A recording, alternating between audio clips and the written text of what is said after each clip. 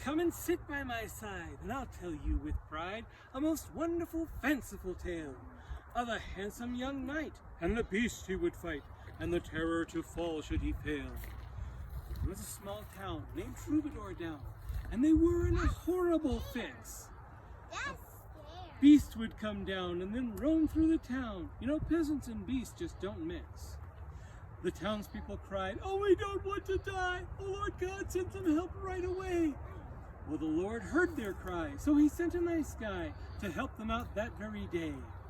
Sir Fred was his name, and to him 'twas a game putting villains and dragons away. Using strength and his wits, he would chop them to bits. He would never lose out in a fray. As he came to the village, the monster did pillage. The peasants did scatter and flee. "What causes such fright?" Fred asked when in flight. "It's a beast, and it's now after me!"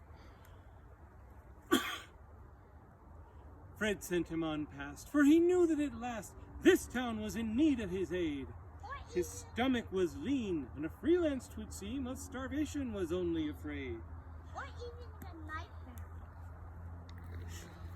The town elders he found, then he knelt to the ground. "I can vanquish the monster this day. My shield and my sword will require no reward, but for me there's the matter of pay. The riches we've got don't amount to a lot, but we'll pay you whatever we can, and we'll make you a deal, the most sumptuous meal that was ever prepared for a man.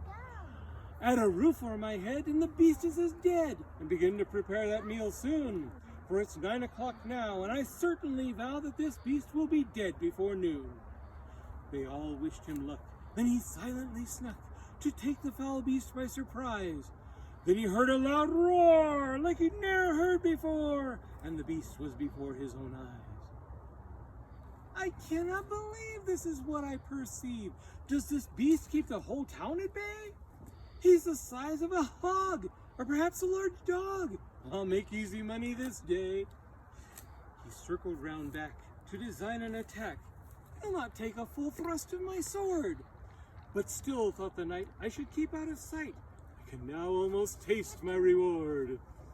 He dreamt of potatoes and big red tomatoes and gravy on red juicy meat.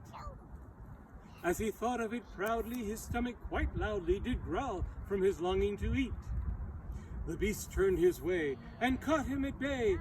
His blade clambered onto the ground. Oh, the shame of it all! How could Sir Fred fall to a monster the size of a hound? As he ran from that place, Fred thought, to save face, I should not let them know that I lost. The beast merely fled. Yes, it ran from Sir Fred, but this battle won't be without cost.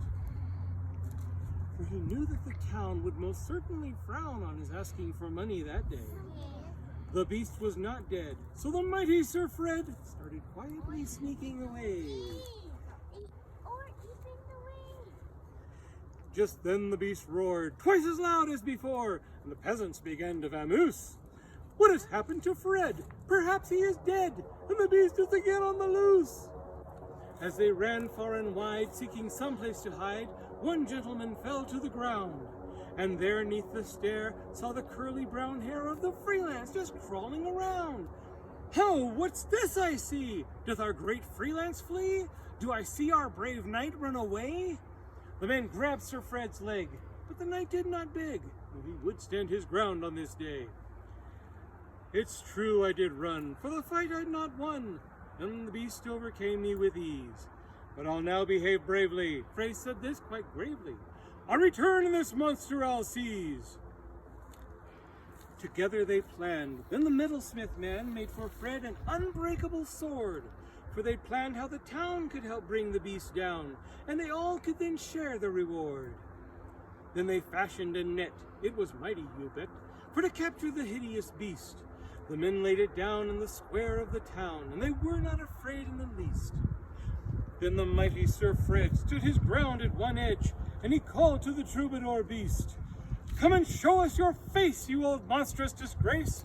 Of your flesh will we fashion our feast." Though he did not appear, the beast's roar was quite near, so the townspeople hidden were scared.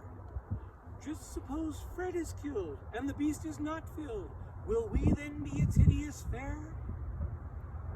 Then the beast's evil breath, like the foul stench of death, did waft across Troubadour Square. And the beast did appear, and though Fred showed no fear, into each other's eyes they did stare. Then the beast moved towards Fred, and the knight raised his head, for its path was across the great net. Sir Fred gave the sign, the men pulled on their vines, but the beast was still not captured yet. All the men in the town could not lift off the ground the bulk of this mongrel-sized beast. But the monster did fight, and did violently bite. He was not giving up in the least. Then with all of their backs, the men pulled up the slack, and the beast lifted off of the ground. Sir Fred flashed his sword, and the monster was gored. Then it fell to the earth with a bound. To prove it was dead, Fred mounted its head, and he shouted to all who could hear, "Your beast I did gore, he'll attack you no more." And the whole town did let out a cheer.